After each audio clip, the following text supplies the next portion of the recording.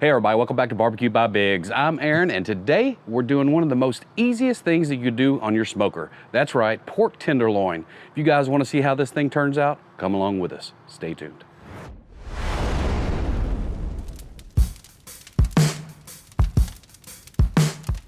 All right, so what we're working with is a full tenderloin. You can buy these at the store. They come in a pack of 2. So we're just gonna get these opened up and get them trimmed up.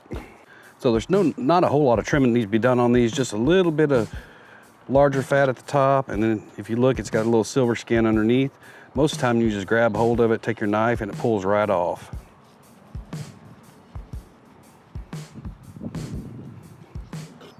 See how the end there is pointed? We'll want to have a consistent cook, so we'll take that and we'll trim that down. We'll use that for stir fry. Get that cleaned up. Also, the end down here has this little bit of knot right there. We'll take that off there too. Just take that right off. And then we have one that's just about the same size all the way through. Same thing with this one. This one has a little bit of silver skin on it, so we'll take it.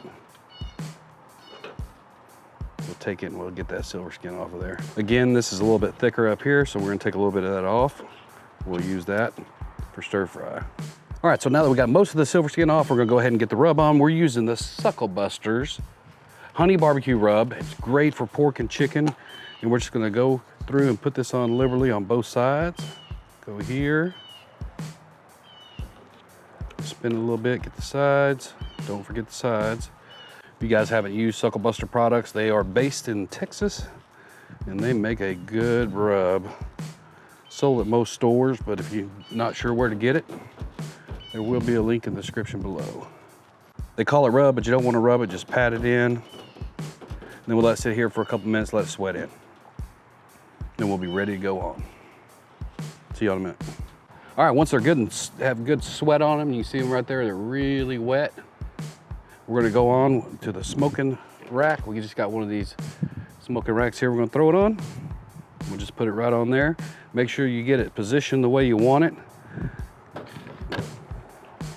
So we'll just get it plumped up a little bit, push together, get it on there straight.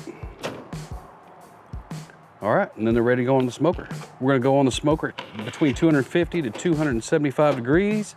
And like I said before, these things are quick. So looking at about probably 45 minutes to an hour. Let's get them on.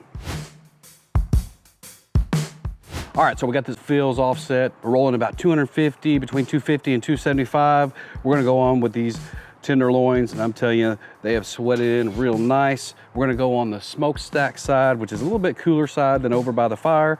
So like we said before, this is a really easy recipe. You could do it on a weeknight. It only takes about 45 minutes to an hour. We're gonna bring you back in about 30 minutes to check on them.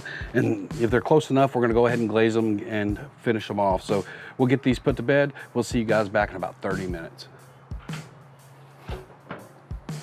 All right, so this tenderloin's been on for about 40 minutes. Let's check in and see what the temp's at. All right, I've been rolling along about 275 degrees for about 40 minutes or so. Let's see where these things are at. Looks like that one's at 124. That one's right at 119, 120 degrees. It goes fast as we finish up. We want to put a finishing glaze on these. So we're looking for an internal temperature of about 142 degrees. That way when it sits and it rests, it'll be at 145. That's where we want it. So at about 130 or so, we're gonna go ahead and glaze it. And then that last 15 minutes, we'll sticky up that glaze and get finished. So we got about 10, 15 minutes here before we glaze it. We'll bring you back for that. See you in a minute. All right, it's been about 55 minutes total. Let's look in and see if we're at about 130 degrees. Looking good. Right at 130 degrees on that one. 129 in the middle of that one. Yeah, it's time to get them glazed. Remember, we're looking for 145 degrees after they're cooked. We're gonna pull them off at about 141, 142, and then we'll kind of tint them with foil and it'll carry over to that 145. The thing about pork, it can get really, really, really dry if you overcook it. So we're gonna try not to do that. So we'll just put some of this on top. As you can see, we're using this Suckle Busters honey barbecue glaze, and it's already, you don't have to warm it up. It's already really thin, so we'll get a good coat of that on there. We might even coat it twice.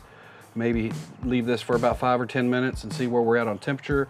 If we're not there, we'll go ahead and put another coat on it just to make sure we have a good sticky surface on there. Again, we're looking for good coverage. We'll just go ahead and get this coated right quick. Get a good coat on there. Like I said, again, if we come back and the temp's not quite where we want it, we'll go ahead and give it another coat. I like it to be a little bit thick, so I'll put it on a little bit thicker here. Just lightly put that on there. All right, I'll bring you in. Let's see what that looks like. You look at it, it gives it that good shine.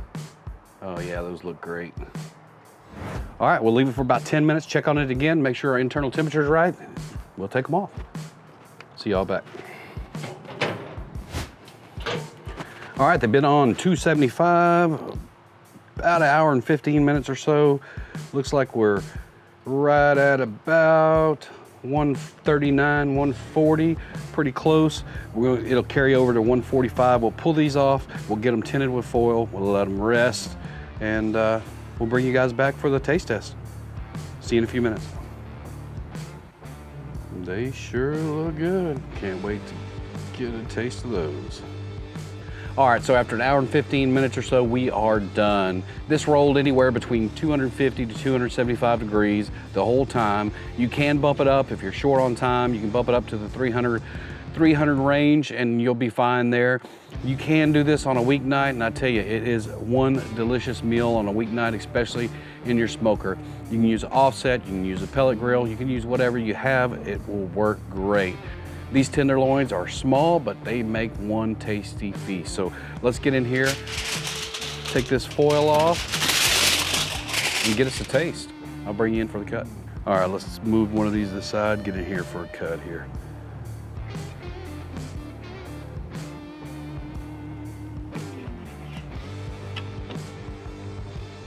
Hopefully you can see on there.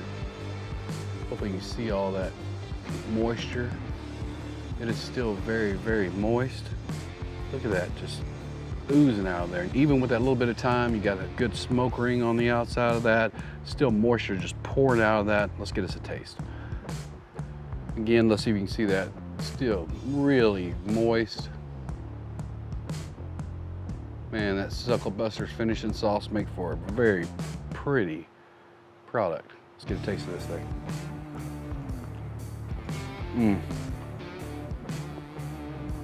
You definitely taste that smoke. That is one.